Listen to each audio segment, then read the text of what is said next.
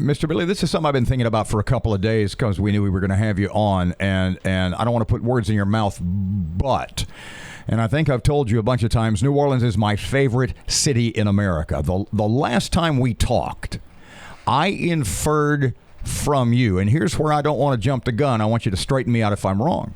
I inferred from you that you had great concern for the future of New Orleans.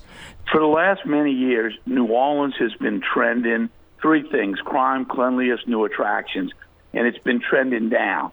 Now with this shutdown, we believe if we don't clean up the quarter and bring it back with a bang, it will have a negative impact on tourism as we open up the doors nationally, internationally. So goes New Orleans, so goes tourism around the state. So we're working on a plan to present to the mayor to do what they did in San Diego, where they took the Gaslamp district away from the city, ran it with the group that manages it, and had their own police force clean the streets and really make it the shining star it ought to be to draw people to Louisiana. And we're working on that plan now because I think anything short of an incredible wow factor in bringing back and cleaning up that quarter, it may not survive. So you would take the French Quarter out from under control of the mayor of New Orleans? Yes, there is legislation already for that downtown development district that gets money to hire extra police. It's not managed properly because you've got, I think, 5 or 7 police forces, including state police in the quarter. And there ought to be one force working together, crime cameras all over that quarter, and much like they did in San Diego, and really clean it up and make it the shining star it could be.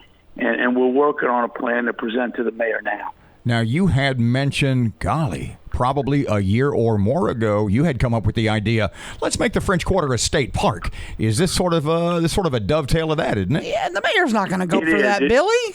Well, you know what? Let me tell you, sometimes things have got to get so bad, you take a step back and say, what are we going to do to fix this? And I think this is one of those times. We're seeing people every day saying, I'm not going to make it. So a slow crawl back into tourism in New Orleans, even if we get it wide open, many of those shops, restaurants won't make it. We've already seen K. Paul's closed, several other shops. We've got to really make a commitment to clean it up, and so goes New Orleans, so goes the rest of the state. We're going to make a stab at it. I mean, we believe it's the right thing to do. The residents, the businesses, all the groups down there are finally pulling in the same direction and want to really make it that shining star. Do you think the problems in New Orleans that you're talking about, does that stop at the desk of the mayor, Cantrell? No.